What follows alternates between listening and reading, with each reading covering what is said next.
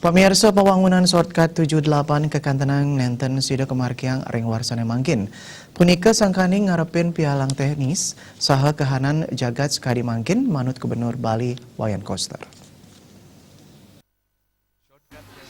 Gubernur Koster mausang kepanggih pialang teknis ring sajroning pengadaan lahan shortcut titik 78 jantan ngawinang nenten sida kapuputang 100% ring APBD Warsekali Tali Siongolas. Anggaran untuk pengadaan lahan shortcut sampun kasia gayang 116 miliar rupiah. Indik pembayaran durung sida kaicen sangkaning wenten pihak sane nenten cumpu untuk hasil tim appraisal independen nanging kejantan ketaur.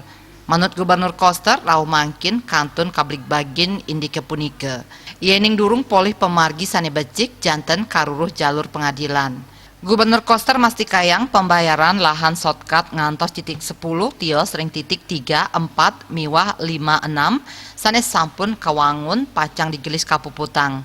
Raris ring pemargin nyane anutin hasil koordinasi sareng Menteri PU antuk titik 7, 8 pacang katender ring panguntat warsane mangkin tur kelaksanayang multi-years ring warsa kali tali dase kali tali selikur. Kini ungkur ring bulan Desember warsane mangkin utawi ring bulan Januari warsane jagirauh sampun ngawit kelanturang puangunan shortcut titik 78 inucap. Rindra Devita Bali